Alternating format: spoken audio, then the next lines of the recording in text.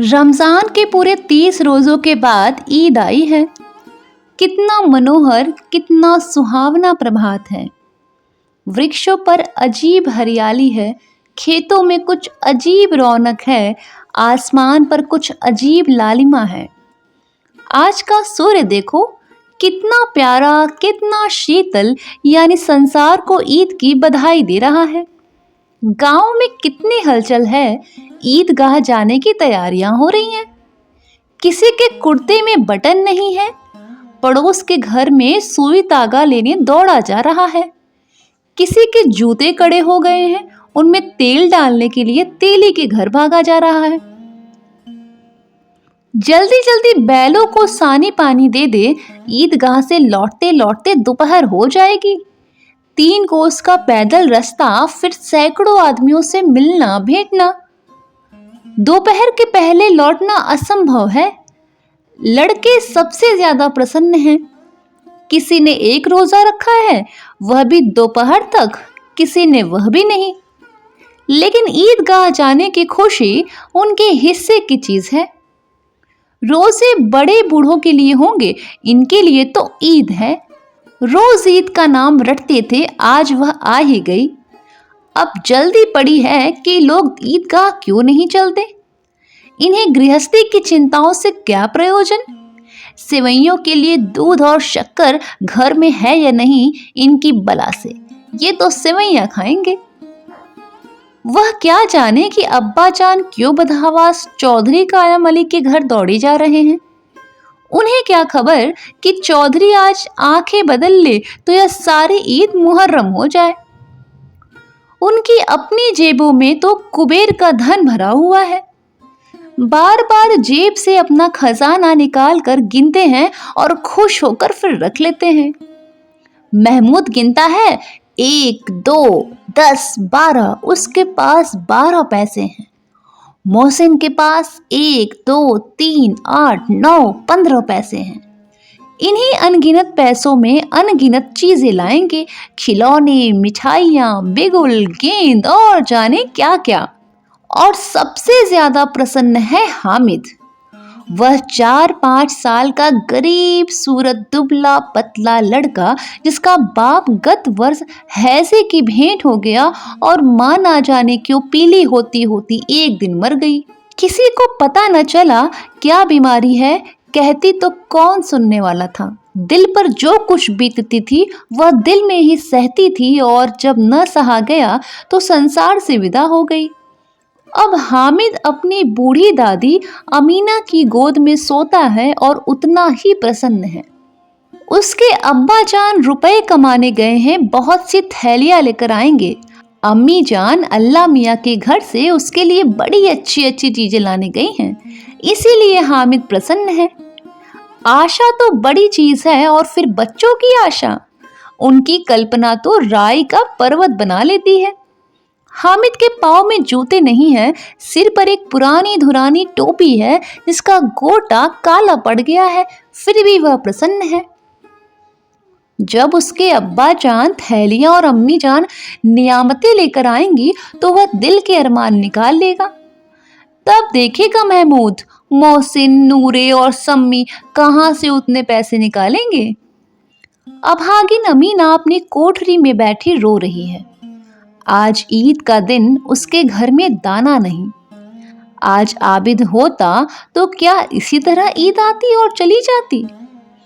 इस अंधकार और निराशा में वह डूबी जा रही है। किसने बुलाया था इस निगोड़ी ईद को।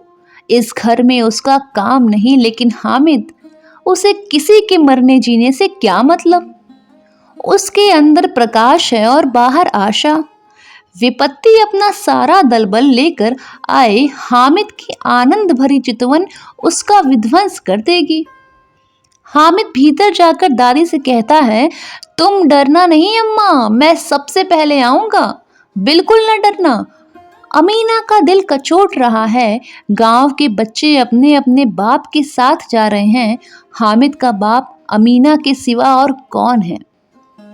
उसे कैसे अकेले मिले जाने दे। उस भीड़ भाड़ में बच्चा कहीं खो जाए तो क्या हो।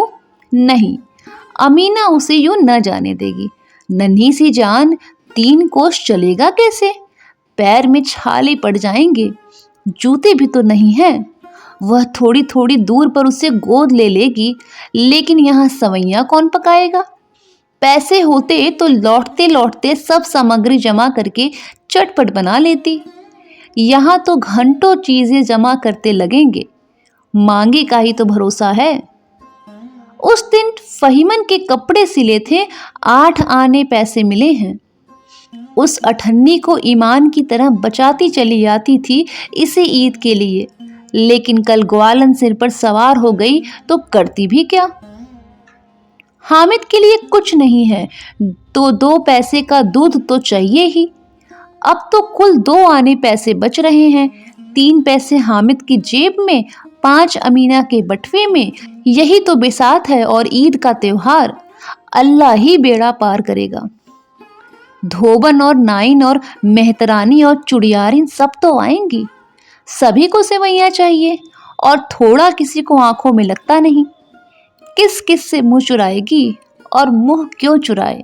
साल भर का त्योहार है, जिंदगी खैरियत से रहे, उनकी तकदीर भी तो उसी के साथ है।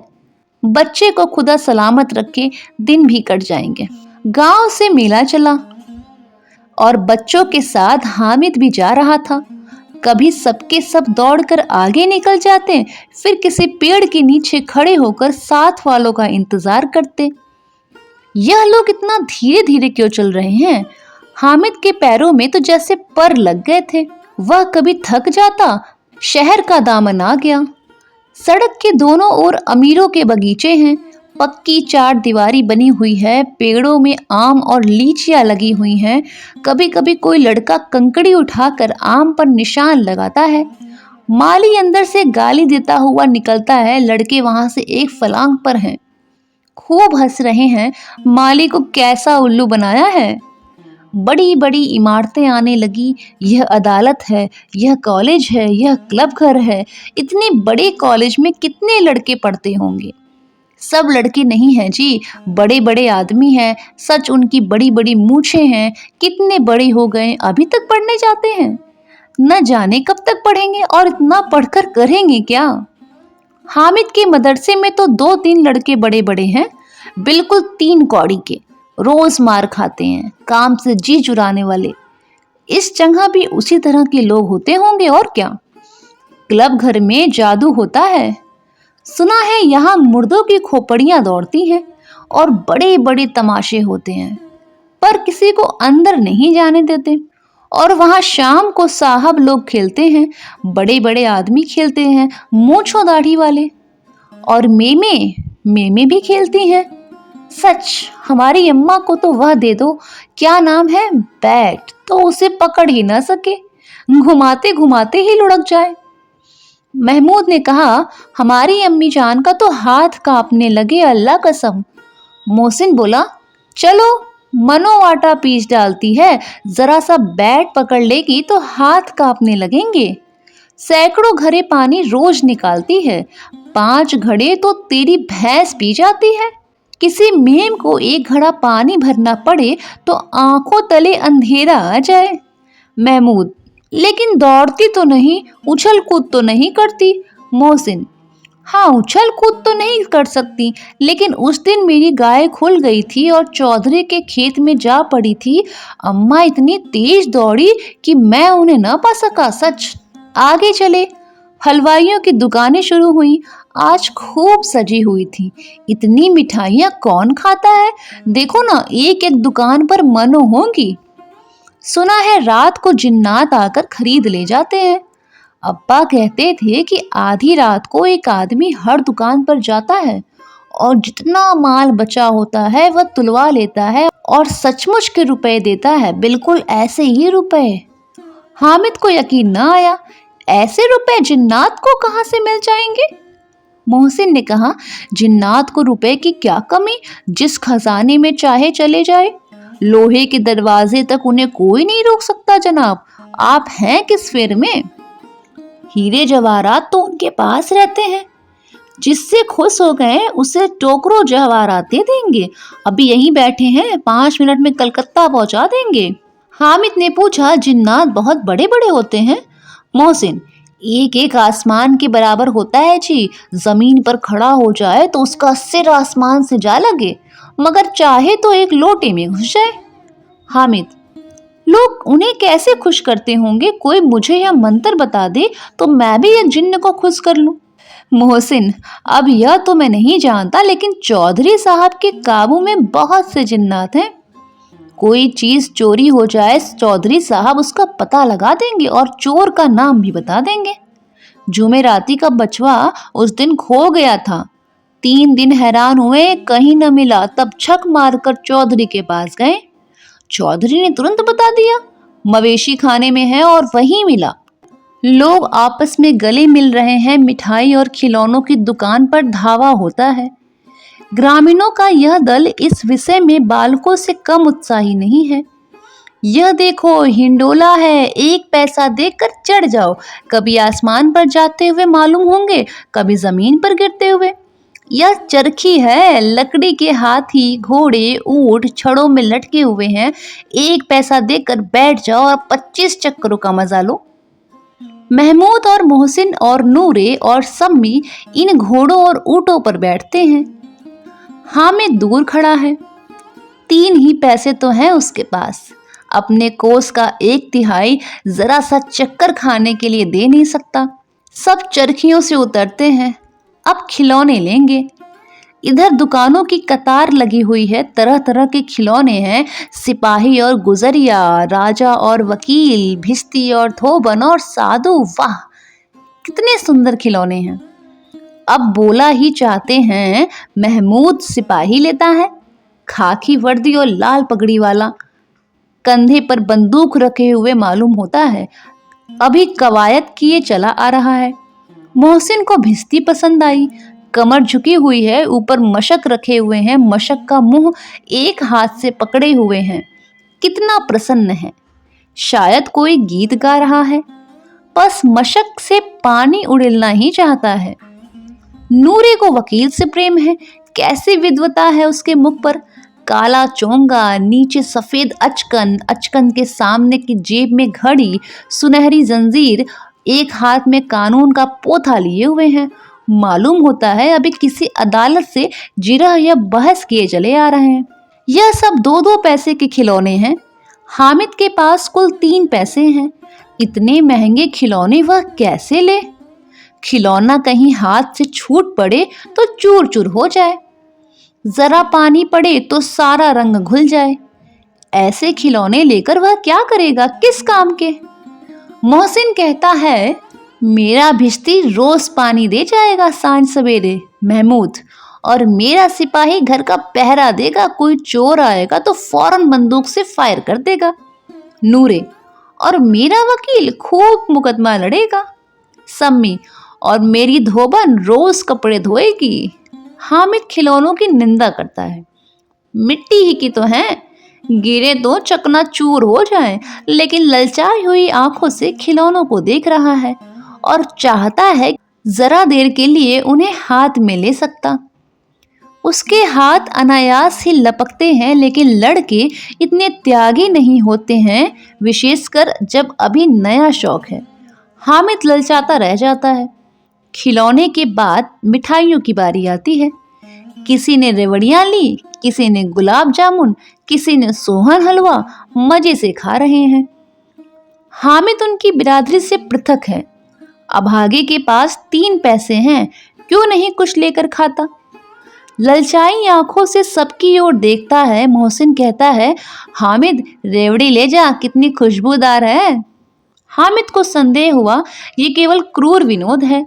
मोहसिन इतना उदार नहीं है, लेकिन यह जानकर भी वह उसके पास जाता है। मोहसिन दोनों से एक रेवड़ी निकालकर हामिद की ओर बढ़ाता है। हामिद हाथ फैलाता है। मोहसिन रेवड़ी अपने मुंह में रख लेता है। महमूद, नूरे और सम्मी खूब तालियां बजा बजा कर हंसते हैं। हामिद खिसिया जाता है। मोहसिन, अच्छा अब की जरूर देंगे हामिद, अल्लाह कसम, ले जा ले जा। हामिद, रखे रहो, क्या मेरे पास पैसे नहीं हैं? सम्मी, 3 ही पैसे तो हैं, 3 पैसे में क्या क्या लोगे? महमूद, हमसे गुलाब जामुन ले जाओ हामिद, मोहसिन बदमाश है। हामिद, मिठाई कौन बड़ी नेमत है, किताब में इसकी कितनी बुराइयां लिखी हैं। मोहसिन, लेकिन दिल में कह रहे होगे कि मिल जाए तो खा लें, मगर अपने पैसे क्यों नहीं निकालते। महमूद, हम समझते हैं इसकी चालाकी, जब हमारे सारे पैसे खर्च हो जाएंगे तो हमें ललचा ललचा कर खाएगा। मिठाइयों के बाद कुछ दुकानें लोहे की चीजों की, कुछ गिलट और कुछ नकली गहनों की। लड़कों के लिए यहाँ कोई आकर्षण न था। वे सब आगे बढ़ जाते हैं। हामिद लोहे की दुकान पर रुक जाता है। कई चिमटे रखे हुए थे।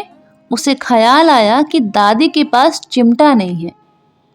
तवे से रोटियां उतारती हैं तो हाथ जल जाता है।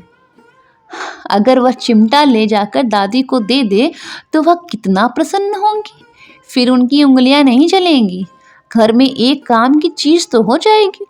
खिलौने से क्या फायदा, व्यर्थ में पैसे खराब हो जाएंगे। जरा देर ही तो खुशी होती है, फिर तो खिलौने को कोई आंख उठाकर नहीं देखता, या तो घर पहुंचते पहुंचते ही टूट जाएंगी। चिमटा कितने काम की चीज है। तवे से रोटियां उतार लो, चूल्हे में सेक लो। कोई आग मांगने आए तो चटपट चूल्हे से निकाल कर आग दे दो। अम्मा बेचारी को कहाँ फुर्सत है कि बाजार आए, और इतने पैसे ही कहाँ मिलते हैं। रोज हाथ जला लेती है। हामिद के साथी आगे बढ़ गए हैं। सबील और सबके सब शरबत पी रहे हैं। देखो सब कितने लालची हैं। इतनी मिठाइयाँ ली लेकिन मुझे किसी ने एक भी न दिया। उस पर कहते हैं मेरे साथ खेलो, मेरा यह काम करो। अब अगर किसी ने कोई काम करने को कहा तो पूछूंगा, खाए मिठाइयाँ आपका मुंह सड़ेगा, फोड़े फुंसियाँ निकलेंगी, आप ही की जबान चटोरी हो जाएगी। तब घर से पैसे चुराएंगे और मार खाएंगे। किताब में झूठी बातें थोड़े लिखी रहती हैं, मेरी जबान क्यों खराब होगी। अम्मा चिमटा देखते ही दौड़ कर मेरे हाथ से ले लेगी और कहेगी मेरा बच्चा अम्मा के लिए चिमटा लाया है, हजारों दुआएं देंगी। फिर पड़ोस की औरतों को दिखाएंगी। सारे गांव में चर्चा होने लगेगी, हामिद चिमटा लाया है, कितना अच्छा लड़का है। इन लोगों के खिलौनों पर इन्हें कौन दुआएं देगा। बड़ों की दुआएं सीधे अल्लाह के दरबार में पहुंचती हैं और तुरंत सुनी जाती हैं। मेरे पास पैसे नहीं हैं, तभी तो मोहसिन और महमूद यूं मिजाज दिखाते हैं। मैं भी इनसे मिजाज दिखाऊंगा। खेले खिलौने और खाए मिठाइयाँ। मैं नहीं खेलता खिलौने, किसी का मिजाज क्यों सहूं। मैं गरीब सही, किसी से कुछ मांगने तो नहीं जाता। आखिर अब्बा जान कभी न कभी तो जरूर आएंगे, अम्मा भी आएंगी ही। फिर इन लोगों से पूछूंगा कितने खिलौने लोगे। एक एक को टोकरियां खिलौने दे दूंगा और दिखा दूंगा कि दोस्तों के साथ किस तरह का सुलूक किया जाता है। यह नहीं कि एक पैसे की रेवड़ियां ली तो चुरा चुरा कर खाने लगे। सबके सब हंसेंगे कि हामिद ने चिमटा लिया है। हंस ले मेरी बला से। उसने दुकानदार से पूछा यह चिमटा कितने का है। दुकानदार ने उसकी ओर देखा और कहा कोई आदमी इसके साथ नहीं है, तुम्हारे काम का नहीं है ये चिमटा। बिकाऊ है कि नहीं। बिकाऊ क्यों नहीं है, यहाँ क्यों रखे हैं। तो बताते क्यों नहीं क्या पैसे का है। 6 पैसे लगेंगे। हामिद का दिल बैठ गया। ठीक ठीक बताओ। ठीक ठीक 5 पैसे लगेंगे, लेना हो तो लो, नहीं चलते बनो। हामिद ने कलेजा मजबूत करके कहा 3 पैसे लोगे। यह कहता हुआ वह आगे बढ़ गया कि दुकानदार की घुड़कियां न सुने। लेकिन दुकानदार ने घुड़कियां नहीं दी, बुलाकर चिमटा दे दिया। हामिद ने उसे इस तरह कंधे पर रखा मानो बंदूक है और शान से करता हुआ संगियों के पास गया। जरा सुने सबके सब क्या क्या आलोचनाएं करते हैं। मोहसिन ने हंसकर कहा यह चिमटा क्यों लाया पगले, इसे क्या करेगा। हामिद ने चिमटे को जमीन पर पटक कर कहा जरा अपना भिस्ती जमीन पर गिरा दो तो सारी पसलियां चूर चूर हो जाएं बच्चों की। महमूद बोला तो यह चिमटा कोई खिलौना है। हामिद खिलौना क्यों नहीं है, अभी कंधे पर रखा तो बंदूक हो गई, हाथ में ले लिया तो फकीरों का चिमटा हो गया। चाहूं तो इससे मंजीरे का भी काम ले सकता हूँ। एक चिमटा जमा दूं तो तुम लोगों के सारे खिलौने की जान निकल जाए। तुम्हारे खिलौने कितना ही जोर लगाए, मेरे चिमटे का बाल भी बांका नहीं कर सकते। मेरा बहादुर शेर है चिमटा। सम्मी ने खजरी ली थी, प्रभावित होकर बोला मेरी खजरी से बदलोगे, 2 आने की है। हामिद ने खजरी की ओर उपेक्षा से देखा। मेरा चिमटा चाहे तो तुम्हारी खजरी का पेट फाड़ डाले, बस एक चमड़े की झिल्ली लगा दी, ढप ढप ढोलने लगी। जरा सा पानी लग जाए तो खत्म हो जाए। मेरा बहादुर चिमटा आग में, पानी में, आंधी में, तूफान में बराबर डटा रहेगा। चिमटे ने सभी को मोहित कर लिया, लेकिन अब पैसे किसी के पास नहीं। फिर मेले से दूर निकल आए हैं। 9 कब के बज गए, धूप भी तेज हो गई, घर पहुंचने की जल्दी हो रही है। बाप से जिद भी करे तो चिमटा नहीं मिल सकता। हामिद है बड़ा चालाक, इसीलिए बदमाश ने अपने पैसे बचा कर रखे थे। अब बालकों के 2 दल हो गए। मोहसिन, महमूद, सम्मी और नूरे एक तरफ, हामिद अकेला दूसरी तरफ। शास्त्रार्थ हो रहा है। सम्मी तो विधर्मी हो गया, दूसरे पक्ष से जा मिला, लेकिन मोहसिन, महमूद और नूरे भी हामिद से 1-1, 2-2 साल बड़े होने पर भी हामिद के आघातों से आतंकित हो उठे। उसके पास न्याय का बल है और नीति की शक्ति। एक ओर मिट्टी है, दूसरी ओर लोहा, जो इस वक्त अपने को फौलाद कह रहा है। वह अजेय है, घातक है। अगर कोई शेर आ जाए तो मियाँ भिश्ती के छक्के छूट जाएं, मियाँ सिपाही मिट्टी की बंदूक छोड़कर भागे, वकील साहब की नानी मर जाए, चोंगे में मुंह छिपाकर जमीन पर लेट जाएं, मगर यह चिमटा, यह बहादुर, यह रुस्तमे हिंद लपक कर शेर की गर्दन पर सवार हो जाएगा और उसकी आंखें नोच लेगा। मोहसिन ने एड़ी चोटी का जोर लगाकर कहा, अच्छा पानी तो नहीं बढ़ सकता। हामिद ने चिमटे को सीधा खड़ा करके कहा, भिश्ती को एक डांट बताएगा तो दौड़ा हुआ पानी लाकर उसके द्वार पर छिड़कने लगेगा। मोहसिन परास्त हो गया, पर महमूद ने कुमुक पहुंचाई, अगर बच्चा पकड़ जाए तो अदालत में बंधे बंधे फिरेंगे, तब तो वकील साहब के पैरों पड़ेंगे। हामिद इस प्रबल तर्क का जवाब न दे सका। उसने पूछा, हमें पकड़ने कौन आएगा? नूरे ने अकड़ कर कहा, यह सिपाही बंदूक वाला। हामिद ने मुंह चढ़ाकर कहा, यह बेचारे हम बहादुर रुस्तमे हिंद को पकड़ेंगे? अच्छा लाओ, अभी जरा कुश्ती हो जाए, इसकी सूरत देखकर दूर से भागेंगे, पकड़ेंगे क्या बेचारे। मोहसिन को एक नई चोट सूझ गई, तुम्हारे चिमटे का मुंह रोज आग में जलेगा। उसने समझा था कि हामिद लाजवाब हो जाएगा, लेकिन यह बात न हुई। हामिद ने तुरंत जवाब दिया, आग में बहादुर ही कूदते हैं जनाब, तुम्हारे ये वकील, सिपाही और भिश्ती लेड़ियों की तरह घर में घुस जाएंगे। आग में कूदना वह काम है जो यह रुस्तमे हिंद ही कर सकता है। महमूद ने एक जोर लगाया, वकील साहब कुर्सी मेज पर बैठेंगे, तुम्हारा चिमटा तो बावर्ची खाने में जमीन पर खड़ा रहेगा। इस तर्क ने सम्मी और नूरे को सजीव कर दिया। कितने ठिकाने की बात कही ये पट्टे ने। चिमटा बावर्ची खाने में पड़ा रहने के सिवा और कर ही क्या सकता है। हामिद को कोई फड़कता हुआ जवाब न सूझा तो उसने धांधली शुरू की, मेरा चिमटा बावर्ची खाने में नहीं रहेगा। वकील साहब कुर्सी पर बैठेंगे तो जाकर उन्हें जमीन पर पटक देगा और उनका कानून उनके पेट में डाल देगा। बात कुछ बनी नहीं, खासी गाल गलौज थी, लेकिन कानून को पेट में डालने वाली बात छा गई। ऐसी छा गई कि तीनों सुरमा मुंह ताकते रह गए, मानो कोई धेलचा कनकौआ किसी गंड वाले कनकौवे को काट गया हो।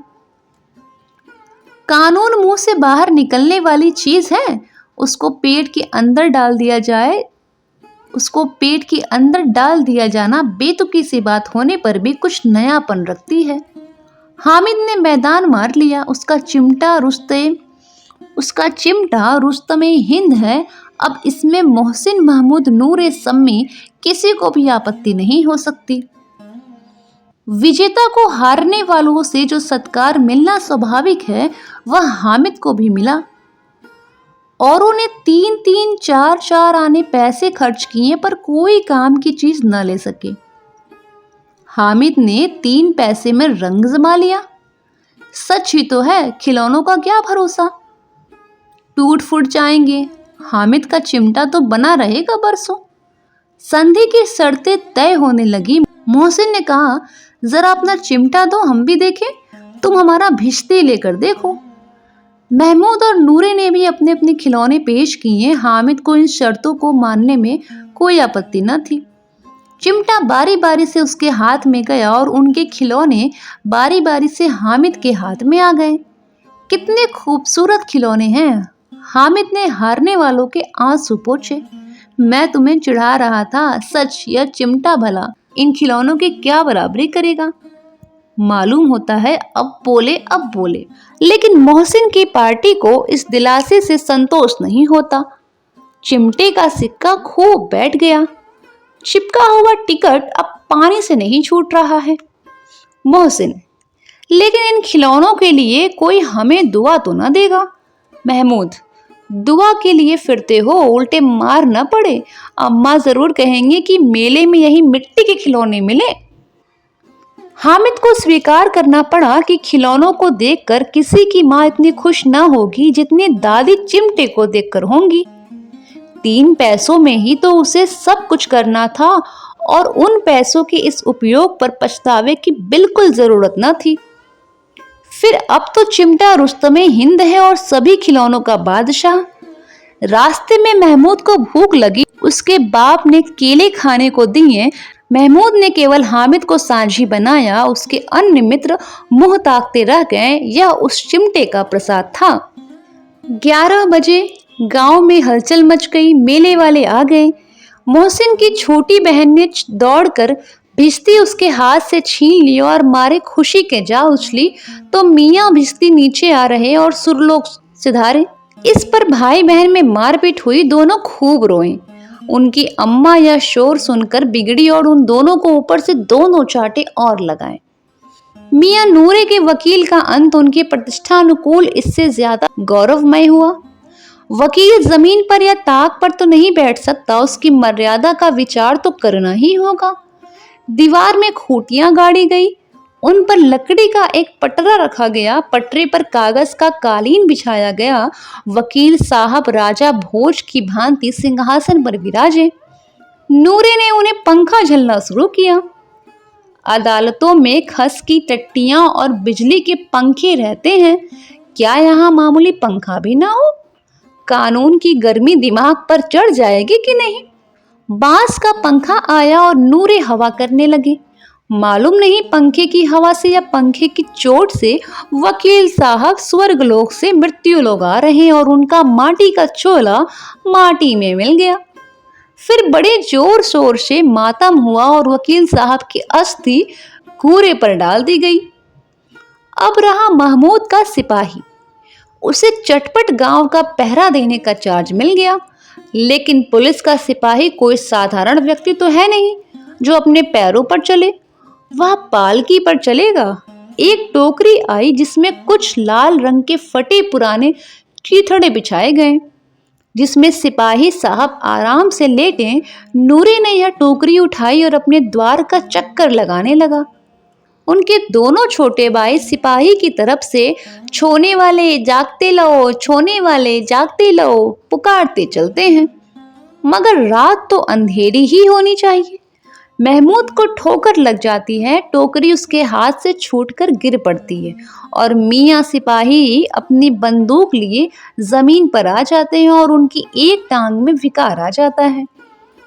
महमूद को आज ज्ञात हुआ कि वह अच्छा डॉक्टर है। उसका ऐसा मरहम मिला गया है जिससे वह टूटी टांग को आनन फानन में जोड़ सकता है। केवल गूलर का दूध चाहिए। गूलर का दूध आता है, टांग जोड़ दी जाती है।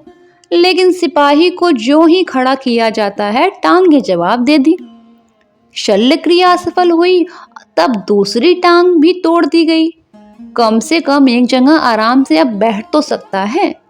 एक टांग से तो न चल सकता था न बैठ सकता था। अब वह सिपाही सन्यासी हो गया है। अपनी जगह पर बैठा बैठा पहरा देता है। कभी कभी देवता भी बन जाता है। उसके सिर का झालरदार साफा खुरच दिया जाता है। अब उसका जितना रूपांतर चाहो कर सकते हो। कभी कभी तो उससे बाट का काम भी लिया जाता है। यहाँ पर बाट यानी कि बटखरा। अब मियाँ हामिद का हाल सुनिए। अमीना उसकी आवाज सुनते ही दौड़ी और उसे गोद में उठाकर प्यार करने लगी। सहसा उसके हाथ में चिमटा देखकर वह चौंकी। यह चिमटा कहाँ था? मैंने मोल लिया है। कै पैसे में? 3 पैसे में। अमीना ने छाती पीट ली। यह कैसा बेसमझ लड़का है कि दोपहर हुआ न कुछ खाया न पिया, लाया का चिमटा। सारे मेले में तुझे और कोई चीज न मिली जो यह लोहे का चिमटा उठा लाया? हामिद ने अपराधी भाव से कहा, तुम्हारी अंगुलियां तवे से जल जाती थी इसलिए मैंने इसे लिया। बुढ़िया का क्रोध तुरंत स्नेह में बदल गया, और स्नेह भी वह नहीं जो प्रलब्ध होता है और अपनी सारी कसक शब्दों में बिखेर देता है। यह मूक स्नेह था